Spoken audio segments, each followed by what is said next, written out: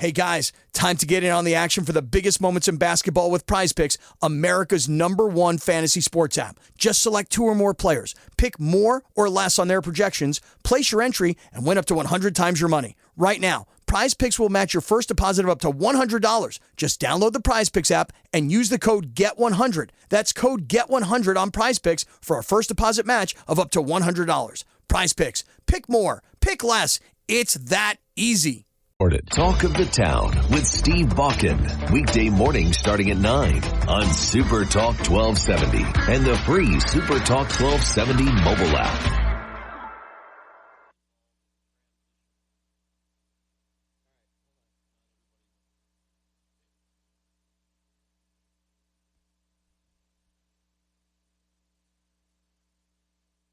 It's time for Talk of the Town on Super Talk 1270.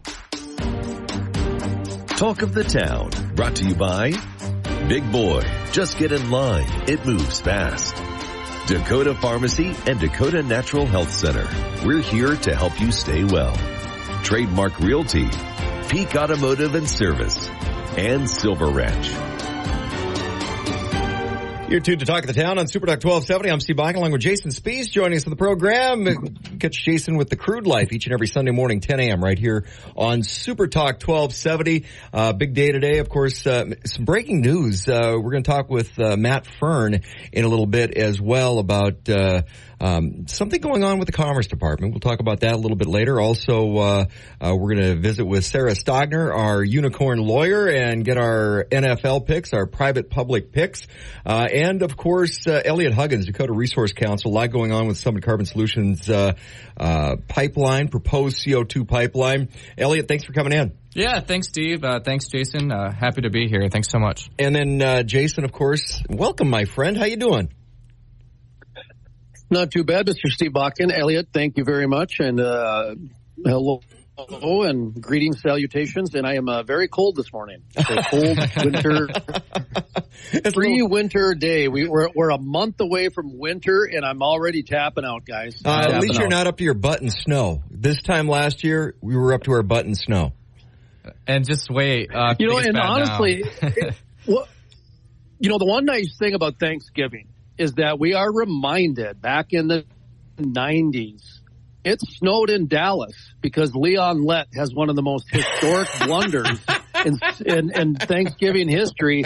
But for all the climate change people out there is documentation on Thanksgiving that Leon Lett and the Snow Bowl on Thanksgiving. So it does snow down in Texas and everything like that. And, I'm going to use that to transition into our guest, Steve, because this morning we put out a story on Vivek Ramaswamy. Ramaswamy, thank you. I always feel bad when I mispronounce his name, and I have from the very beginning, and I need to... Why change now? You're on a roll. Why change now? Well, on Friday, he's going to be down in Iowa, and he's going to be actually making this Carbon Summit Solutions pipeline part of the presidential platform, Steve. Think about that. I saw that. That's where we're at too, yep. with this pipeline. Yeah, so I assume that's why Elliot is kind of in is to talk about the carbon pipeline and some of the landowner issues and et cetera. So that's my introduction. I don't know. I might have gotten a little bit ahead of the cart here. So No, because that's a great promo. We're going to talk about that last, but also we've got some breaking news with the Public Service Commission. We got a date for when their next hearing is going to be. Also, Monday, there was an information meeting at the Bismarck Public Library. We're going to get the details on that because there was some video taken, so people had an opportunity to speak out. Also, City of Bismarck is at their last commission meeting now is going to be an intervener. We'll get the details on that and the latest on the Navigator and Wolf pipeline, how that relates to Summit and what's going on in Iowa and Illinois as well. So a lot to cover. Elliot, thanks for coming in. Elliot Huggins, be here. Dakota Resource Council. So first and foremost, let's talk about Monday. So Monday's little meeting at the Bismarck Public Library, well attended. A lot of people had an opportunity to get there and speak, and you guys were taking video testimony as well. Yeah, for sure. And it was a really good meeting, and I kind of went in this meeting, planning the meeting, thinking of it more in terms of folks who've, kind of already been engaged in this and giving them, the tools of next steps moving forward, getting them engaged on, some marketing and public awareness. But was, to your point, really encouraging was there's a lot of new faces and new folks there, especially from the new proposed route through Burleigh County. So that was really, really encouraging. I think you said Matt Fern's going to be on after me. He had a great team over there taking video testimonials of landowners, concerned citizens that will be rolling out here, hopefully in the next couple weeks, and to get some more awareness on the issues. So, yeah, really good meeting, really, really productive. Happy to always have new people in the fight, and yeah, it'll be really good to see that content we get out in the next couple weeks. One of the things with getting that message out a little bit more, because for some reason, I don't understand why, but either mainstream media or it's just been kind of slow getting the word out of what's going on in people's backyards through Burleigh, and Emmons County was on board at first, and but now with that proposed change of the pipeline, it's almost like you have to get that message out again, because people don't know what they don't know, and they may not know that it's going in their backyard now instead of somebody else's. Yeah, absolutely. And prior to this meeting, there were some pretty local meetings I know in Glenview Township, Cromwell Township. The Board of Supervisors actually in Glenview Township remarked, this is the most people we've ever had a Board of Supervisors meeting ever. So that's really, really encouraging. And I definitely don't think from all the conversations I've had, all these meetings with people, that people are just finding out about this with the new route, a little further north of Bismarck. They're not too happy about this either. And I don't think getting easements signed up there and getting those local government units is going to be a slam dunk whatsoever. Now, Elliot, I'm not quite 50 years old, but I'm in my late 40s, and so I'm you liar. Ancient. You're like twice my age. No, I'm 48, and I might be 49. I just had a birthday. I don't even 74. What are you in dog years? Do the math. I was told there was no math on Wednesdays. Okay, so I'm kind of, when it comes to government services, I'm finding out I'm a little bit old school or outdated, because if there's a problem with public conversation, to me that's a little bit bizarre, because there's a lot of money being invested into marketing and public relations and social media to alert the public about these issues. So when I hear that, it's people are just finding out now, where's the state been on this? Because my understanding is you guys were hired because landowners were not getting a government service from the state. Am I following this correctly here as far as the way government services are supposed to work, and where we're kind of seeing a little bit of disconnect, and how you guys got involved in this? Sure. I guess that my response to that would be is kind of to Steve's point. What I've found is a lot of people think, it's not directly on my land, so, it's not necessarily a concern for me. But there are concerns, the broader economic development for the future of the city. There's a lot of safety concerns. Things like that. Like if this gets approved in this location, might not be on your land today, but another pipeline, if you live close, easily they could seek an easement for your land. So obviously the landowners and people directly impacted are at the core of this, campaign and fight. But also it's also just really important to make people aware and know about the concerns of this, even if their land's not directly in the route. With the government, and we had eight property rights bills at the last legislature session. Broadly supported by, a lot of landowner groups, groups like ours working with, folks, family farms, things like that. But unfortunately, the lobbyists, it was really sad, and Governor Burgum's administration's kind of all in on this project. So we're up against a lot of big money, and that didn't pan out how we wanted, and that aspect's been frustrating. But the grassroots, everyday people on this, I think, are pretty united that there's a lot of concerns and issues with this project. One of the other things, too, is from the marketing, Jason brought up the marketing side of this. Summit did a very bad job, because I think they thought it was a slam dunk or assurances from the governor's office? Ocean 12. Remember, Steve, they already stole the egg. It's Ocean 12. They stole the egg already. but they didn't do a marketing. I mean, first thing you do is if you're going to do a project in North Dakota, especially, or anywhere, you get out in front of it, you get the marketing out there, you introduce people to the project, you sell them on the project. None of that took place. None of that diligence took place, which brings me back to any of the other diligence that I don't think took place, whether it was the modeling or anything else. We're up against the break. We're talking with Elliot Huggins, Dakota Resource Council, concerning Summit Carbon Solutions CO2 pipeline that has been proposed.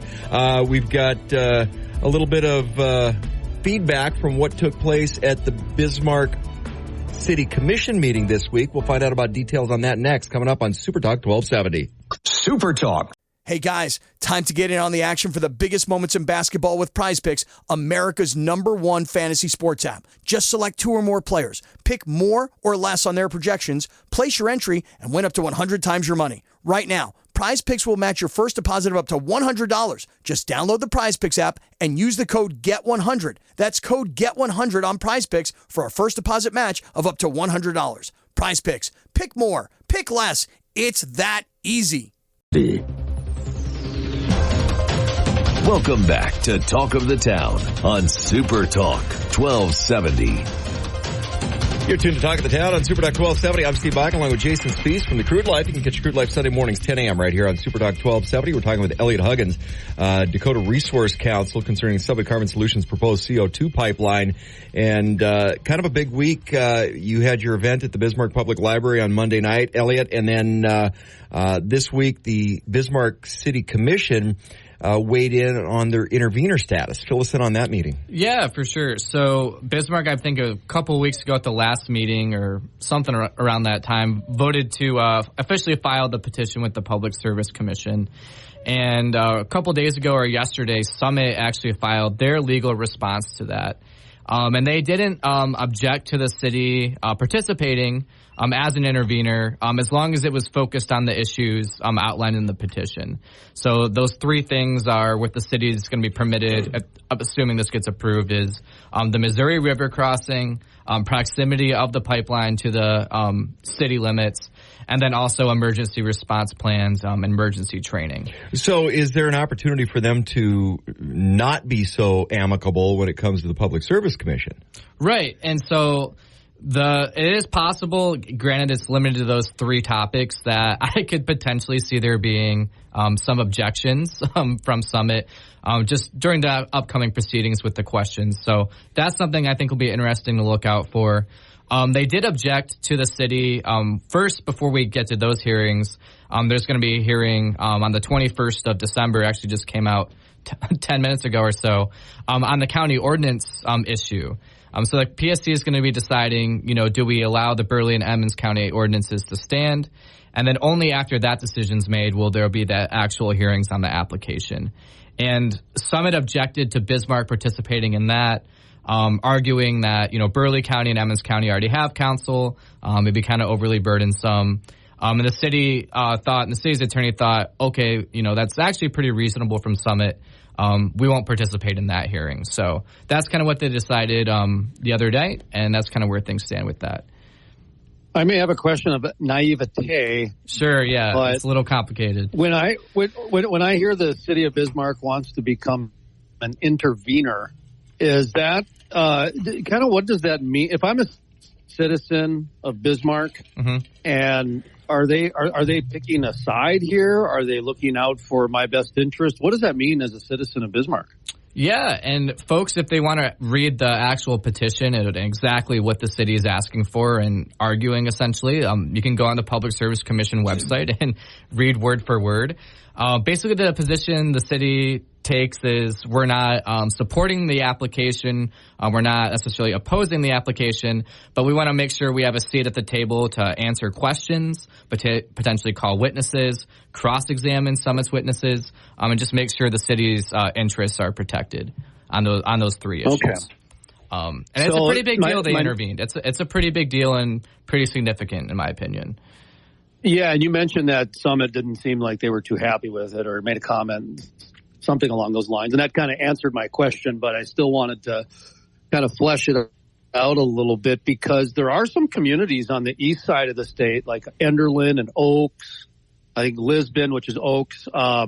There's some more on the central part of the state that have had pretty public town meetings against this pipeline. And there was even a law that was passed, I think, kind of specifically questioning some of the ownership involved with this pipeline. So talk to me about what some of the other communities around the state are asking from and for, I guess, transparency and some other things.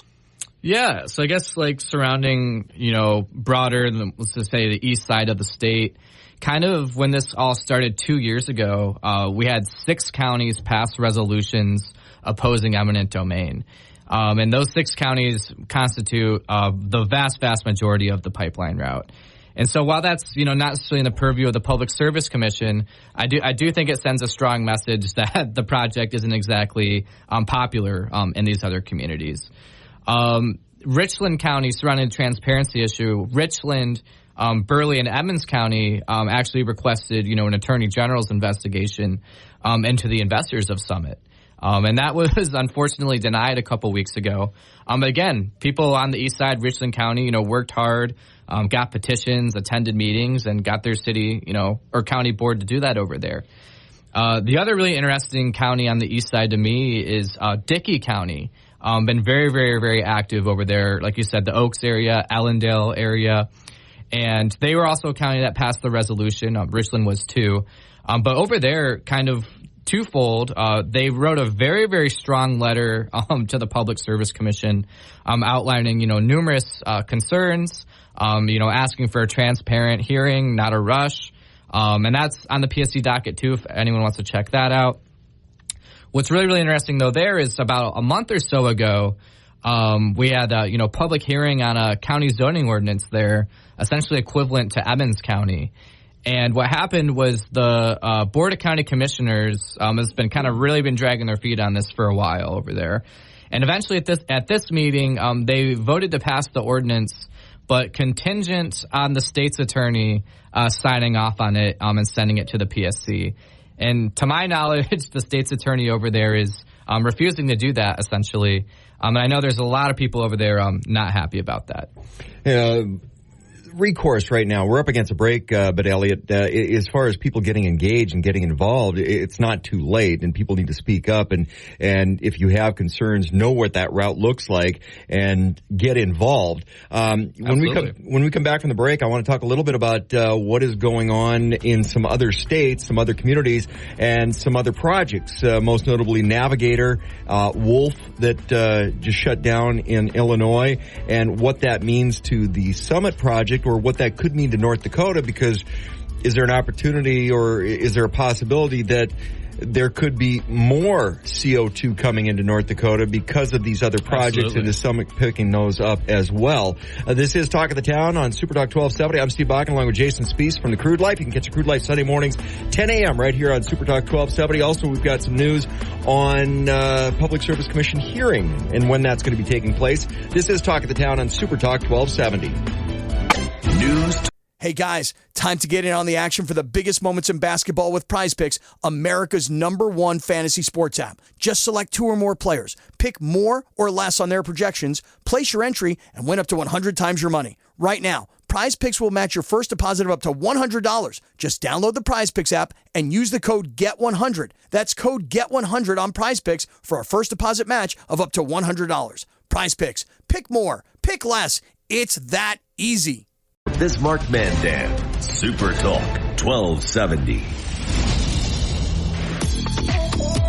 Talk of the Town, brought to you by Big Boy, just get in line, it moves fast. Dakota Pharmacy and Dakota Natural Health Center, we're here to help you stay well. Trademark Realty, Peak Automotive and Service, and Silver Ranch. Welcome back to Talk of the Town on Super Talk 1270. You're tuned to Talk of the Town on Super Talk 1270. I'm Steve Bach, along with Jason Spiess from the Crude Life. You can catch Crude Life Sunday mornings, 10 a.m. right here on Super Talk 1270. And we're talking with Elliot Huggins, Dakota Resource Council. And I want to get back to what's taking place in some of the other states real quick. Summit, of course, there's a possibility they could be picking up some other projects that have been shuttered, most notably Navigator. Now, we just heard that Wolf, their project in Illinois, shuttered as well. So there's a distinct possibility Summit could be working on picking up some of these other contracts and bringing even more CO2 into North Dakota, which means the possibility of more than one pipeline, larger pipelines, higher pressure, more potential danger. And we haven't even worked through what's going on right now. Right. And I told Lori Hintz earlier this week, maybe it's time to just stop for a minute and wait for PHMSA, because that would solve a lot of issues and a lot of questions and concerns by a lot of people. Oh, absolutely. And, there's so many things, I think, with this entire process that could be done differently that would assuage or at least make a lot of these concerns not as strong as they are. But unfortunately, the company's taken a pretty strong approach of kind of our way or the highway, and that's where we find ourselves. But yeah, so the Navigator, CO2 pipeline project, that was canceled a couple weeks ago, a month or so ago. And Summit, immediately issued a statement saying they welcome picking up those ethanol plants and adding essentially, CO2 pipelines to their network. And so I think it's around, the number always fluctuates, about 34 ethanol plants right now. And I want to say there was 20-something on that pipeline. So, Summit easily, we could go to 50 ethanol plants, which is going to mean more pipelines, bigger pipelines. More pressures. More pressures. More safety protocols that need to be addressed. Because that's one of the things that come back to the counties and the cities is the safety side. It's like public safety. You need to know what you're dealing with, and that's kind of a vagity right now, but you need to know what you're dealing with so you can have the things in place to protect the public if something happens. Well, exactly. And what I find, I guess, frustrating as a resident of the city of Bismarck is Summit actually met with emergency response officials and county officials on Monday to share some information. That was obviously a pretty private meeting. And what strikes me is, this is months after the permit's been denied, years after the project's been announced, and this meeting is just now taking place. So that I guess rubs me the wrong way a little bit. And there's a lot of questions and a lot of there have been unanswered to date, and that's why I think people remain concerned about this. I understand there's a public service announcement for a date coming up on something. I'm not sure what it is. I just saw the headline. Is there anything that people need to be aware about with this Public Service Commission date? And also, if they add these new Navigator orphan wells or orphan ethanol plants to the system, would they have to go through the Public Service Commission, or can they just add it because they already have the pipe? Well, they would obviously have to go through whatever state processes, they're the equivalent of the Public Service Commission. But again, the whole point of this project in theory is to benefit the ethanol industry. And okay, let's just take that at face value. Again, we only have one of the 34 plants in North Dakota benefiting. One of 34. And then we want to make that one of 50. And, we are taking the risk. Bismarck, Burley, Emmons County with the 24-inch pipeline, we're taking the risk with the sequestration. And the purported benefits of the project, which is, again, these ethanol low-carbon markets, North Dakota, the state of North Dakota isn't the ones benefiting from that. So, to me, they want us to be a Public Service Commission, proceeding because those ethanol plants aren't located here. But it would just be, more risk for even arguably less reward. We're talking with Elliot Huggins, Dakota Resource Council. Elliot, I know you guys are following this closely. We talk with Lori Hintz over at Beck News. You can go to beck.news. For more information, where do people reach out? How do they get a hold of Dakota Resource Council? Because like we said, the new routing, a lot of people may not know about that yet. So how do people get more information? Yeah, folks are welcome to send me an email anytime. Elliot, ELIOT, at drcinfo.com.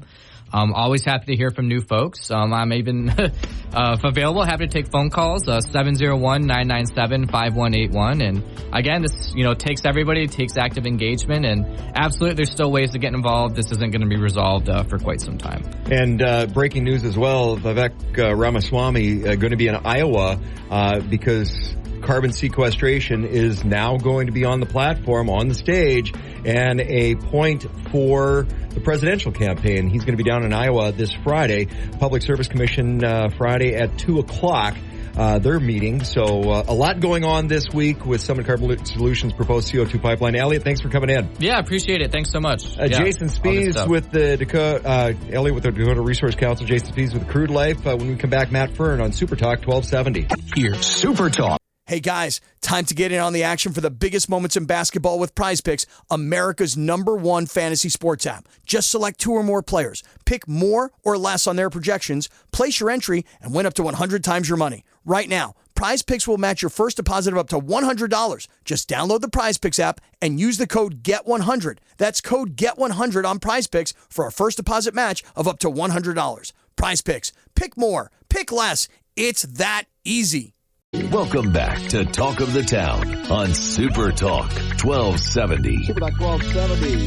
This is Talk of the Town. I'm Steve Eichelon with Jason Spies from the Crude Life. It's Crude Life Sunday mornings, 10 a.m. right here on Super Talk 1270. And a little press conference took place yesterday concerning the Commerce Department and some film opportunities. Joining us on the program, Matt Fern. Matt, thanks for coming on the program. Thank you for having me, guys. So Matt, I want to back up a little bit because there's a little bit of a longer story to this. Now, Jason and I talk all the time about commerce being the de facto slush fund for the governor's office, and whether this is part of that or not it is relevant at the moment. But there's some concerns with some of the spending from a transparency perspective with commerce and a film or multiple film projects here in North Dakota. We've got a lot of great filmmakers, a lot of people that do some great artwork. But now we've got the government through commerce playing what appears to be favorites. And to me, that brings up a bunch of ethics issues, transparency issues. Let's stop for a minute, back up. Matt, tell us where this started, because it's about one film company here in North Dakota, Canonical Production, that does some great work. But now it seems we have commerce spending taxpayer dollars for the benefit of one, not all, filmmakers. Yeah, well, I first became aware of the 2021 and 2022 motion picture production and recruitment grants this July, when the Department of Commerce announced they had awarded the Bismarck-based Canonical Productions $600,000 to help produce 2 feature films made in North Dakota. And I was pretty surprised that that opportunity was there, because that is the largest, as far as I can tell, the largest grant for filmmakers in the state of North Dakota. And when I looked into it a little bit, I saw that there was only 6 business days allowed for production companies to apply for it. It was announced late on a Friday, and then about a week later on a Monday, applications were done. And so I did a request for more information for the Commerce, and I had found out that not only was $600,000 just awarded to Canonical Productions, they also were awarded $100,000 2 years ago to make the film End of the Rope. And that was pretty surprising, because there was never a press release about it, never an announcement about it. Even the website for the Department of Commerce Transparency, where they list all grant recipients, says report coming soon, even though it was 2 years ago. So I was surprised that not only did this company receive $600,000, it was actually $700,000 with only 6 business days for people to not only apply, but to find about it, learn about it, prepare an application, and submit an application, were 6 business days. And also with that open records request, we were given what Canonical Productions submitted as an application for that $600,000 this year. And it is shocking. It is a page and a half of no script, no budget, no cast, no release strategy. All the stuff that is very fundamental and basic for video grants was absent. It basically was, I want to make 2 feature films in North Dakota. It's going to be $600,000. And I mean, surprisingly, there is a big section in there where Canonical requests payment through their nonprofit company, which is a totally different. Oh, let's pause there now. This is a nonprofit as well, Canonical? I don't know how Canonical works. I'm just referencing their application. They did reference if they were given the grant money, which they were given, that payment be made. I will quote their own application here. If awarded the grant, we would request that payment be made to Canonical Productions through our nonprofit arm, Grain of Wheat Productions. And when I searched Grain of Wheat Production with the North Dakota Secretary of State website, it shares the same residential address as Canonical Productions, and it also wasn't even registered with the state as a nonprofit until after this application. That's what's interesting to me about this is that I'm a little bit familiar with Canonical because of the end of the rope, the lynching movie, the last lynching in North Dakota, which received $100,000 without any. So that's what's interesting about it. This is what's interesting to me about it is that I have been trying to educate Senator Kramer, specifically Senator Kevin Kramer, Senator John Hoeven, and Governor Doug Burgum publicly at press conferences about the thought worker and how that is an emerging issue in the United States because 80% of thought workers now consist of the marketplace. This is a thought worker type of a deal here. This is where they literally can pick winners and losers and not have to worry about who built a better mousetrap because they can just, it's subjective when you're talking about thought workers. Okay. So that filming was going on while I was doing some stuff out in the Bakken. So what happens when you're a thought worker, your money goes to salaries. It goes to staying in hotels. And that's where I met them is that they were staying in the Little Missouri River Inn out there, which is a very nice hotel. And so that's interesting because to me, it would seem that $100,000 was just redirected to the hospitality industry in Watford City. And that's another subsidy that went out to the oil patch. That's how I look at that. But that's from my perspective, Matt, because I have a little bit of context with this. Where the $600,000 is going, I have absolutely no idea. But I'd like to know what they're paying themselves in salaries, because when you're talking about a company that doesn't manufacture something, that you don't have to buy raw materials, that makes this money extremely valuable. Extremely valuable. So talk to me a little bit about how this upsets the marketplace. How is this something that, makes you react as an individual? I mean, you had a press conference, so it must impact your business. Yeah, I think this is an incredible opportunity. I think these grants are coming from a great place. I think North Dakota does need more exposure nationally. I think North Dakota should be more competitive in motion picture production.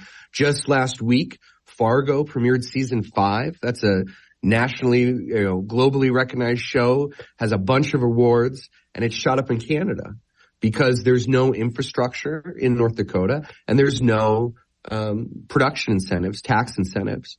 Now, traditionally up in Canada, or most tax incentives, it's $1 in, $1 out. You give money to the state will reimburse you.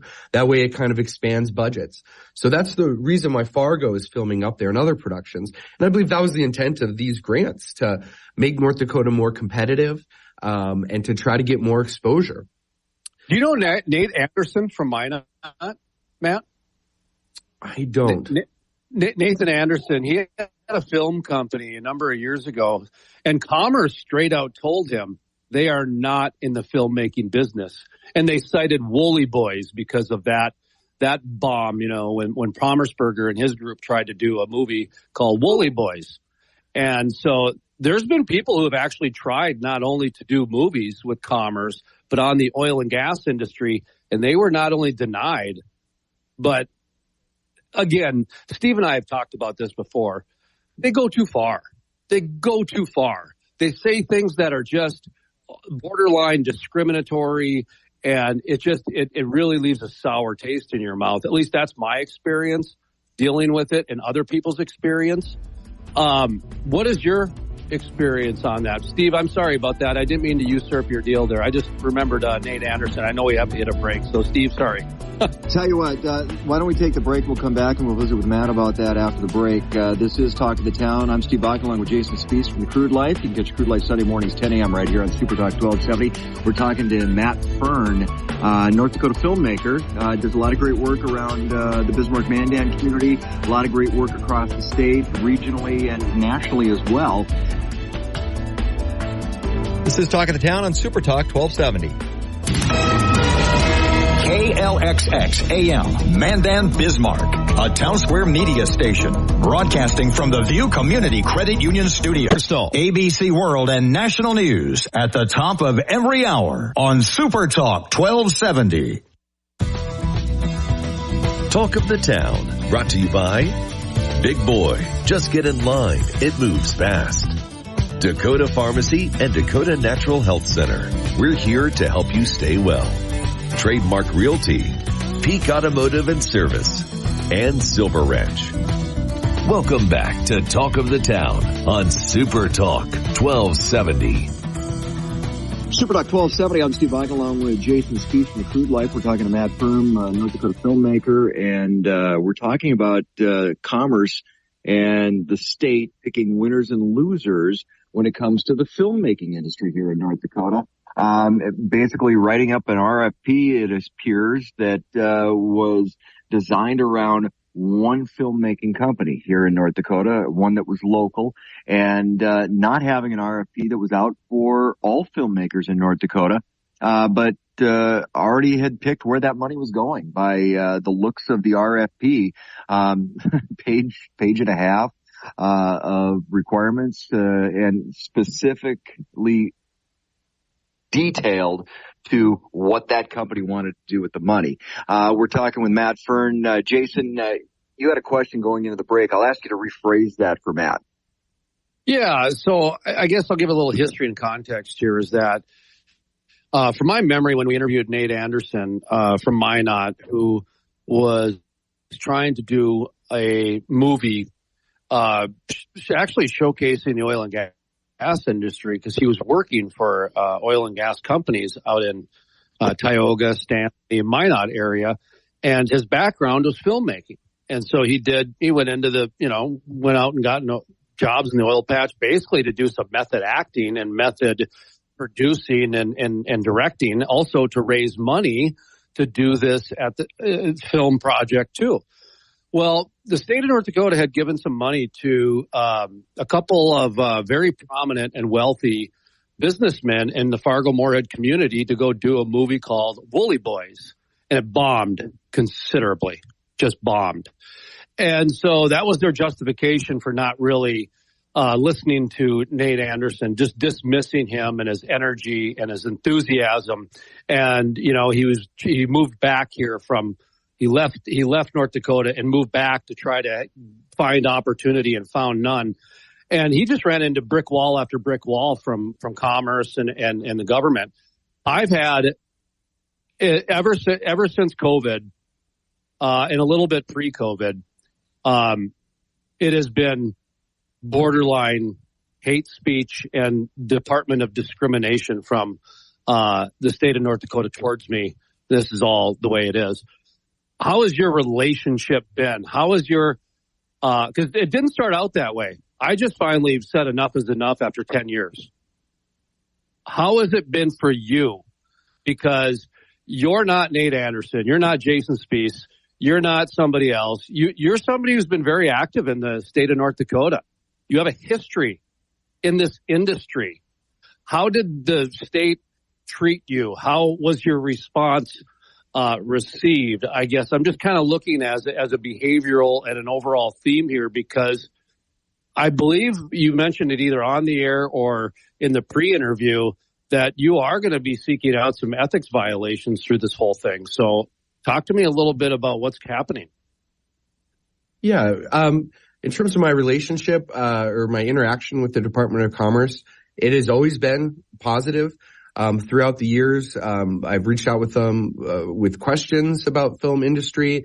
I also worked with them to create a website for tourism's website to connect filmmakers. Making movies is really hard. And so I worked with them to create a database of all different companies, actors, resources, locations. I wrote together some articles about drone laws and everything just as a resource. And Commerce has been really great to work with on that. They were happy to connect and build the film industry here. And so that's why I was so shocked when I saw that this $600,000 was awarded. And so I had a good relationship with them. I emailed them right away and said, is this real? Am I reading this right? That you guys only gave 6 business days to give out $600,000 and didn't require really any vetting or any information to determine who got that? And they said, I mean, pretty much, yeah, that's how it worked. So I do appreciate that they have been responsive to all of my questions. I've had a good relationship with them. So I have no animosity towards them, but, I just would like someone to give me some answers of who thought this was a good idea, who thought this was the best use of North Dakota taxpayer money, to give $700,000 to one company to make these films. And I know this $600,000, it's not going to end well because they already had a chance 2 years ago. They were given $100,000 and they didn't say anything. So I'm not very confident that they're going to turn it around this time. Making a movie's hard, let alone making 2 movies. And they have to spend this fund. They have to spend this within, I believe it's about a year and a half left within the biennium. The funds have to be spent. So nothing against Commerce, but I need some answers here. And it's not just me. It's myself and 26 other film producers from across the state representing 17 different companies. None of us have gotten answers. None of us had a chance to even know about this. Why don't we take the break? We'll come back and we'll visit with Matt about that after the break. This is Talk of the Town. I'm Steve Bike along with Jason Spiess from the Crude Life. You can catch Crude Life Sunday mornings 10 a.m. right here on Super Talk 1270. We're talking to Matt Fern, North Dakota filmmaker. Does a lot of great work around the Bismarck Mandan community. A lot of great work across the state, regionally and nationally as well. And we're talking about commerce and basically government with your tax dollars picking winners and losers. This is Talk of the Town on Super Talk 1270. Day. Super Talk. Hey guys, time to get in on the action for the biggest moments in basketball with Prize Picks, America's #1 fantasy sports app. Just select 2 or more players, pick more or less on their projections, place your entry, and win up to 100 times your money. Right now, Prize Picks will match your first deposit of up to $100. Just download the Prize Picks app and use the code GET100. That's code GET100 on Prize Picks for a first deposit match of up to $100. Prize Picks. Pick more. Pick less. It's that easy. Welcome back to Talk of the Town on Super Talk 1270. Super Talk 1270. I'm Steve Bike along with Jason Spiess from Crude Life. You can catch Crude Life Sunday mornings 10 a.m. right here on Super Talk 1270. Looking forward to the week in review coming up this Sunday. Always some entertaining information concerning not only North Dakota and the Bakken and the oil patch, but what's going on in some of the other shale plays as well, and how that national energy picture plays out right here in North Dakota. We're talking with Matt Fern, local filmmaker here in the Bismarck Mandan area. Matt, that was my question. In your conversations and of course the press conference yesterday, kind of reiterated some of this. What's the taste in the mouth of filmmakers? Very quietly, and I think too quietly, we've got a pretty good video business here in North Dakota. A lot of really good filmmakers do great work.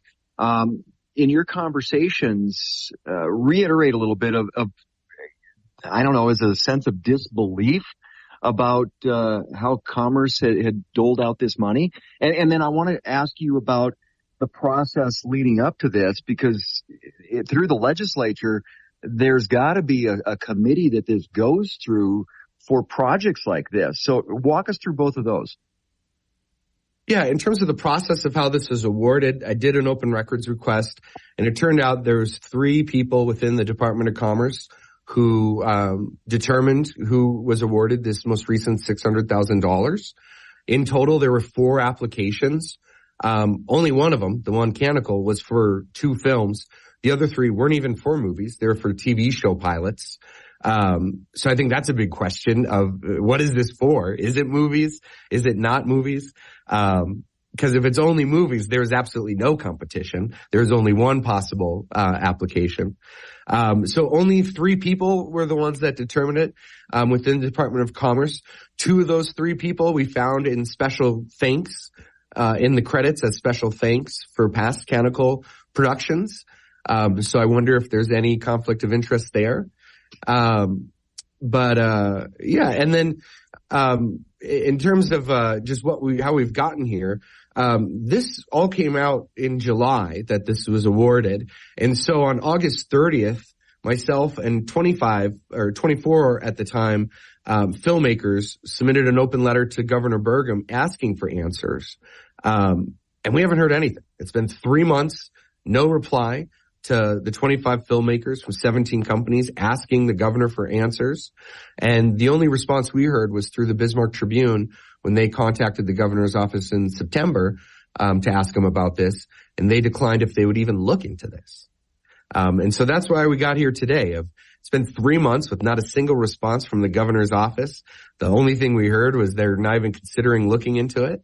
And so that's why yesterday we had the press conference where we submitted a second letter to the Office of Attorney General, the Office of State Auditor, and the Office of State Procurement, trying to hope someone takes some accountability and looks at this.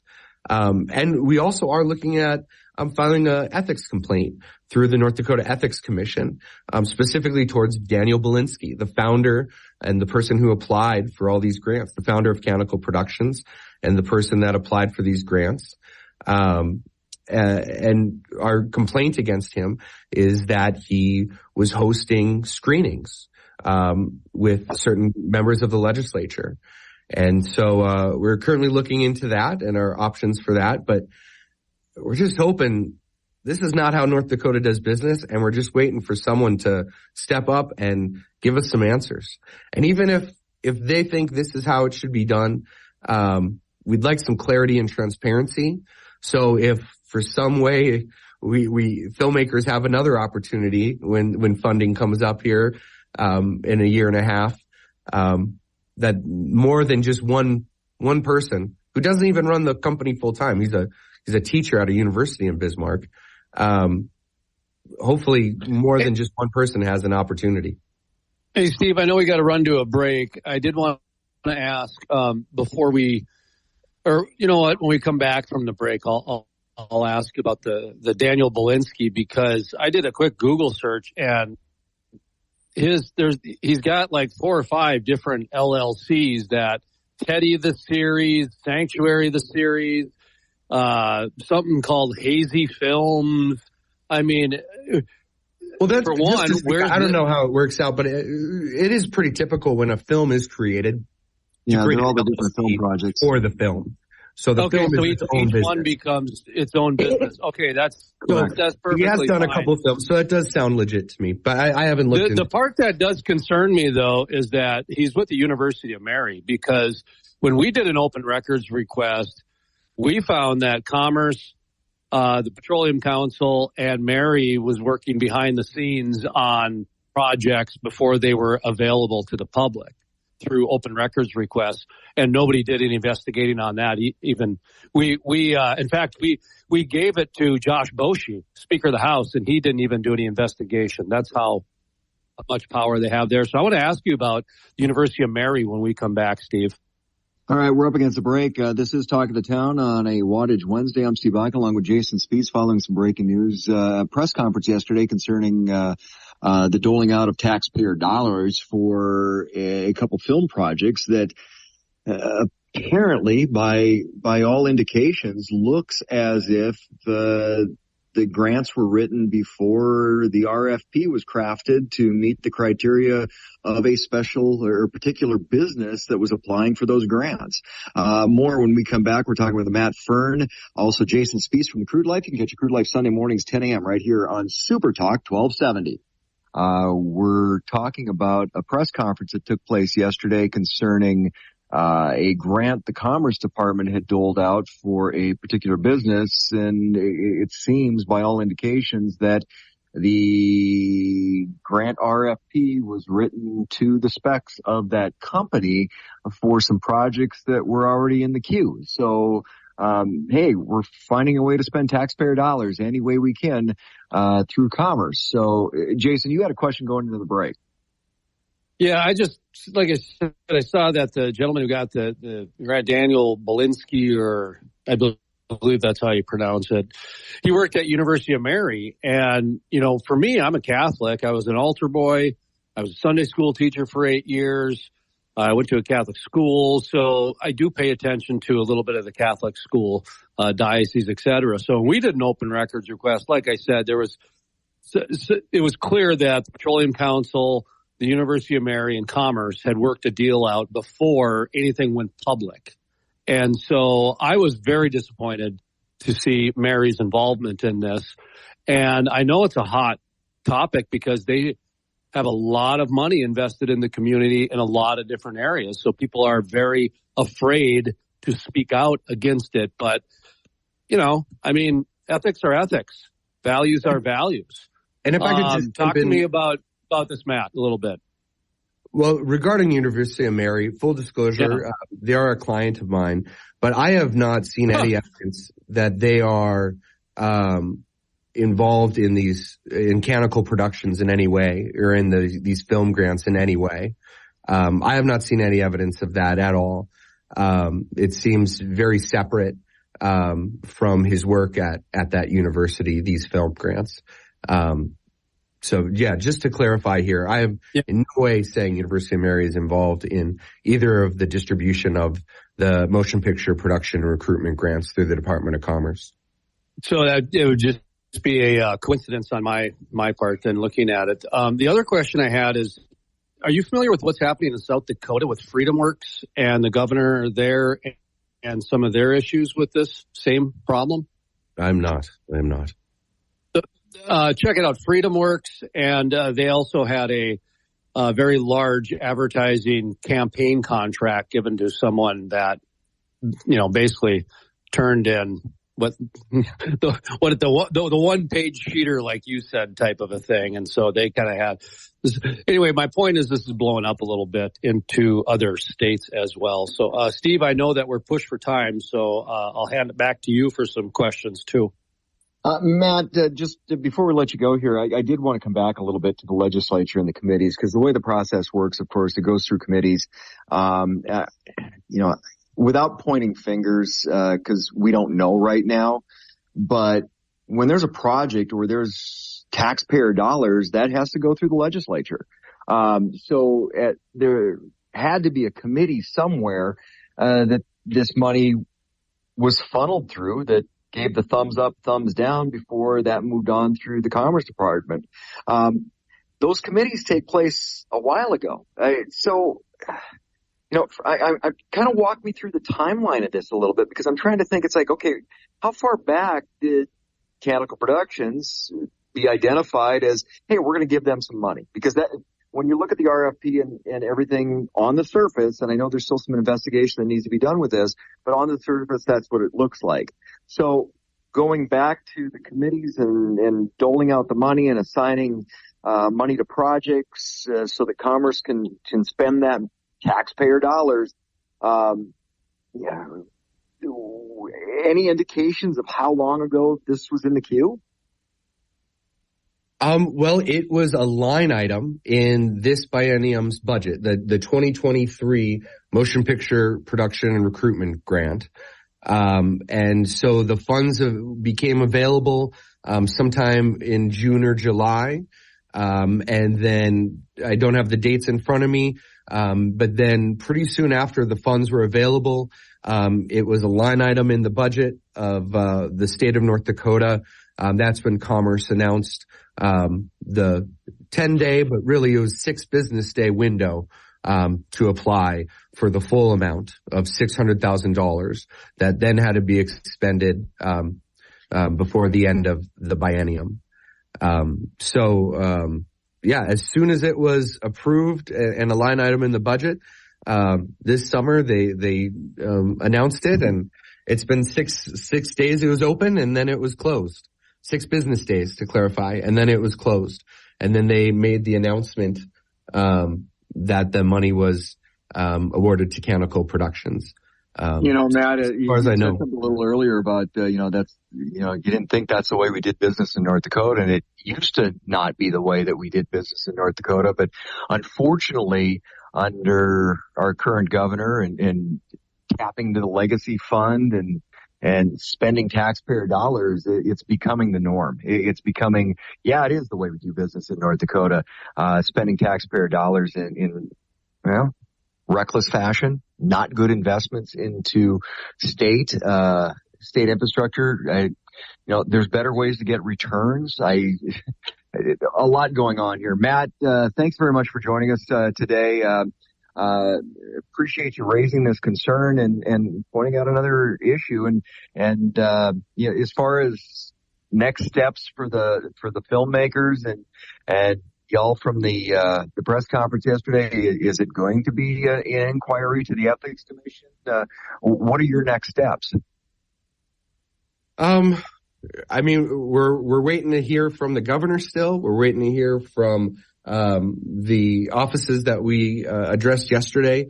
And we'd like to just at least hear that someone's looking into this, or someone can provide some transparency. And then we'll take it from there. I don't want to be doing this. None of the other 26 other filmmakers want to be doing this. We're all busy. I got 2 other shoots here today. So I'd love for someone to be an adult within the state of North Dakota government and say, hey, this is not appropriate. Let's resolve it. But until someone steps up, I know myself and the 26 other filmmakers, we're going to be making noise until someone at least gives us some sort of answer. Well, if you need some help making noise, you know where to come, Matt. So appreciate your candor this afternoon, or appreciate your candor this morning. This is Talk of the Town on Super Talk 1270. Coming up next, Sarah Stogner, the unicorn lawyer and candidate for Texas Railroad Commission. Also Jason Spiess with the Crude Life. Sunday mornings 10 a.m. right here on Super Talk 1270. Our private public picks on the way on Super Talk 1270. Catch the Hey guys, time to get in on the action for the biggest moments in basketball with Prize Picks, America's #1 fantasy sports app. Just select 2 or more players, pick more or less on their projections, place your entry, and win up to 100 times your money. Right now, Prize Picks will match your first deposit of up to $100. Just download the Prize Picks app and use the code GET100. That's code GET100 on Prize Picks for a first deposit match of up to $100. Prize Picks. Pick more. Pick less. It's that easy.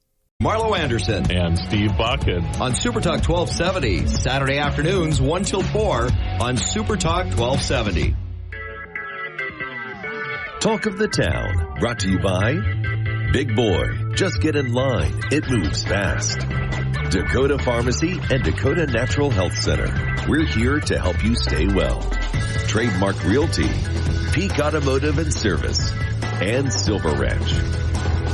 Welcome back to Talk of the Town on Super Talk 1270. You're tuned to Talk of the Town on Super Talk 1270. I'm Steve Bakken along with Jason Spiess on this Wattage Wednesday. And joining us in the program, of course, you can catch the Crude Life Sunday mornings, 10 a.m. right here on Super Talk 1270, nationally syndicated program. And Jason, of course, the host of that program, the Week in Review, coming up this Sunday once again. But joining us in the program right now, Sarah Stogner, candidate for Texas Railroad Commission, the unicorn lawyer. Sarah, thanks for coming back to the program. Yeah, thanks for having me. Hope you guys had a great Thanksgiving. You too as well. We did. Mine was a little low key. Jason's was a little low key. So kind of that was the theme this year. How do you have a low key Thanksgiving? So I know a lot of people that they didn't do the big traditional dinner. They just kind of coasted a little bit. And I was good with that this year. I really was. Yeah, well, I've been on a holiday boycott. I have the luxury now of when everyone else is traveling, I try to stay home and do my vacations and big days when everyone else is stuck at work. So I was home on Thanksgiving chilling and enjoyed it very much. Well, we got our football picks coming up. Of course, one of the reasons that Sarah Stogner comes on is because she's very well versed in the oil and gas industry. Thus, that's why she's running for the Texas Railroad Commission. A lot of the United States and the different states are seemingly having similar templates when it comes to some different areas of the oil and gas industry. And Sarah, I saw another way our states kind of intersected a little bit, and this is a little bit abstract. Okay, so follow me on this. Now, you're an oil and gas attorney, so I'm really actually. You should probably bill me for this question. So up here in North Dakota, there's been some issues with nonprofits being funded by the state and having some different advantages and competing in the marketplace. So, the nonprofit, United Way and these different humanitarian organizations, well, they're kind of gone now to where we have like film companies as a nonprofit now getting $700,000 from the state. We had 25 filmmakers come out with that yesterday. I've had some issues with the Crude Life competing with 3 nonprofits funded by the same person in the Bakken. So we've been up against that as well for a knowledge worker or a thought worker industry.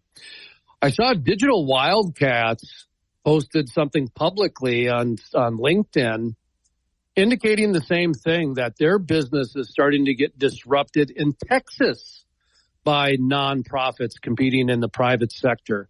You're a libertarian candidate for the Texas Railroad Commission.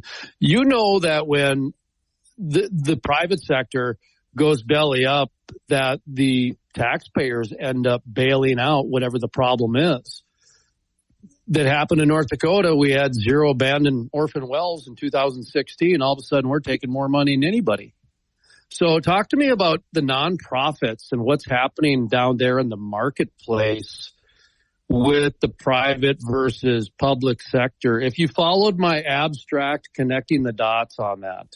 Yeah, no, I mean, I think it's interesting, and obviously I'll tell you what I tell, like my family. I'm a lawyer, but I'm not your lawyer. So this is not legal advice. This is just, right, my thoughts, which is that it's pretty easy to get nonprofit status. Really all you have to do is file some basic paperwork and say that the purpose of your organization is educational, right? And that you have to properly report it, and you can't participate in political activities is where people tend to get in trouble. So then they create a different 501c whatever number entity, right, for their lobbying arm, and a different 501c whatever for various goals. But I mean, this is again just the way that wealthy people manipulate laws to legally accomplish things that normal people don't have the means to hire professionals to paper up and do. And so I'm not surprised at all. And it is quite refreshing when people start calling out the ridiculousness.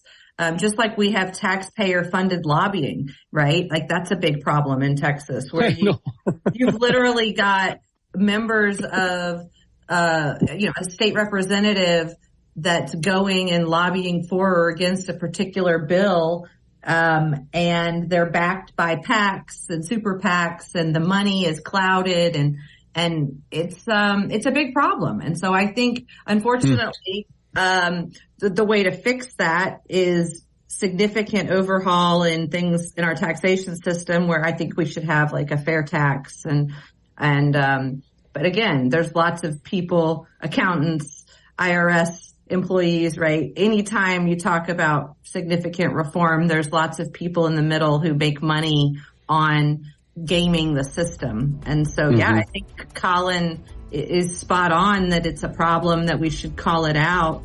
Now, what are we actually going to do about it? I don't know. But yeah, always follow the money, like I say. Sarah Stogner, unicorn lawyer. And, all I wanted to do was start the Church of Steve so I can stop paying taxes. That didn't work. Maybe there's a better way to do that. This is Talk of the Town on Super Talk 1270. I'm Steve Boggan along with Jason Spees for the Crude Life. You can catch Crude Life Sunday mornings, 10 a.m. right here on Super Talk 1270. When we come back with a break, our private public picks. Those are coming up next on Super Talk 1270. Super Talk. Hey guys, time to get in on the action for the biggest moments in basketball with Prize Picks, America's #1 fantasy sports app. Just select 2 or more players. Pick more or less on their projections, place your entry, and win up to 100 times your money. Right now, Prize Picks will match your first deposit of up to $100. Just download the Prize Picks app and use the code GET100. That's code GET100 on Prize Picks for a first deposit match of up to $100. Prize Picks. Pick more. Pick less. It's that easy. Welcome back to Talk of the Town on Super Talk 1270. You're tuned to Talk of the Town on Super Talk 1270. I'm Steve Boggan along with Jason Spees from the Crude Life. You can catch Crude Life Sunday mornings, 10 a.m. right here on Super Talk 1270.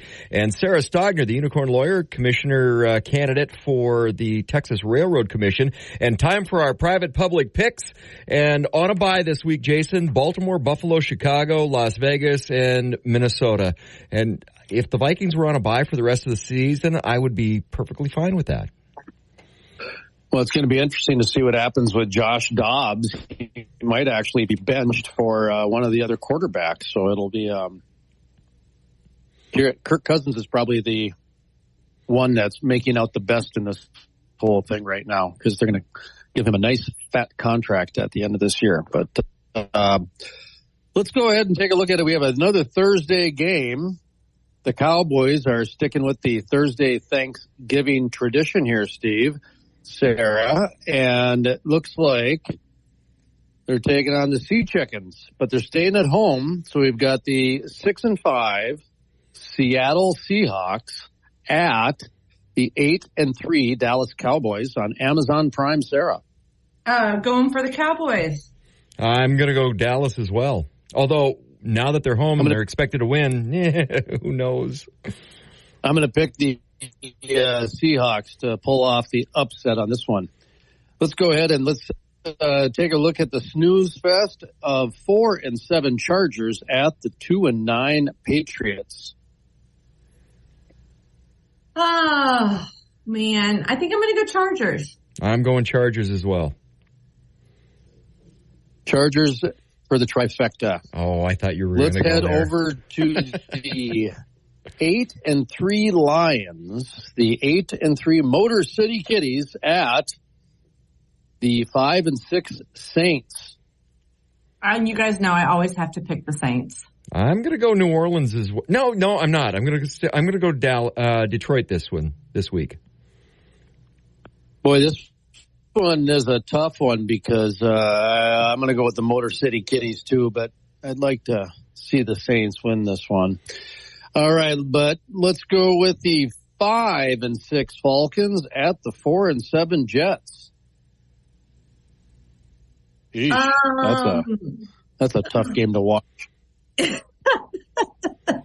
Yeah, I don't know. Maybe the Jets can pull out a home win. Wow, I'm going Atlanta. I'm going to go with the Jets as well. Let's see if they can pull it off.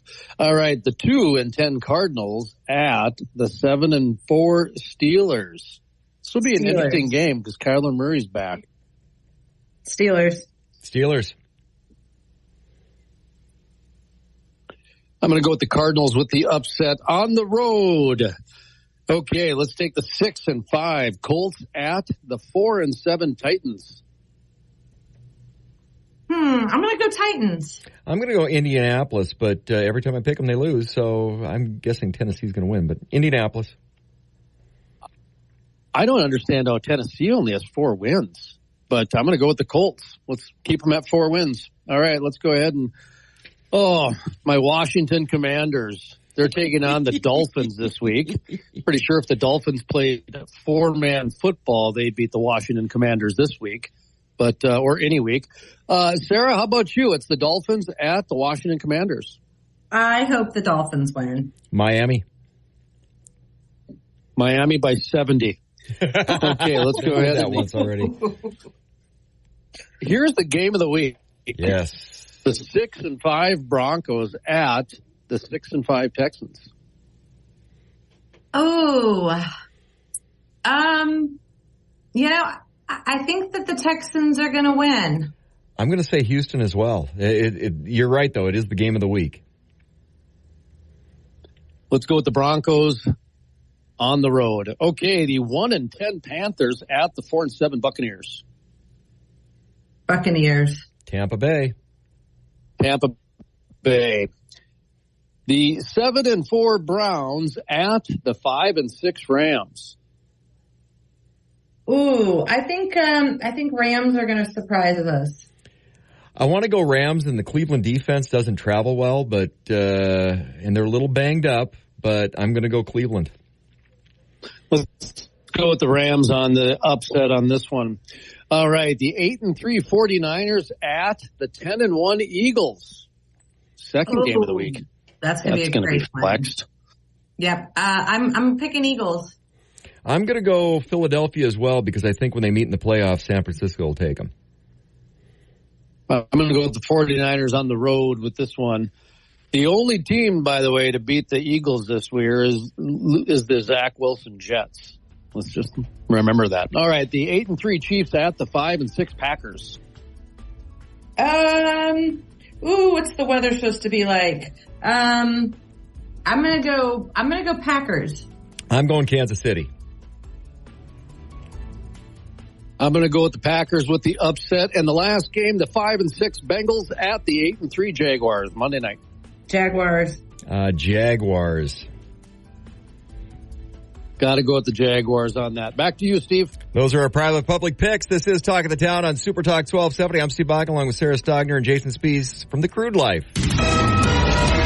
KLXX AM, Mandan, Bismarck, a Town Square media station, broadcasting from the View Community Credit Union Studio. Hey guys, time to get in on the action for the biggest moments in basketball with Prize Picks, America's #1 fantasy sports app. Just select 2 or more players, pick more or less on their projections, place your entry, and win up to 100 times your money. Right now, Prize Picks will match your first deposit of up to $100. Just download the Prize Picks app and use the code GET100. That's code GET100 on Prize Picks for a first deposit match of up to $100. Prize Picks. Pick more. Pick less.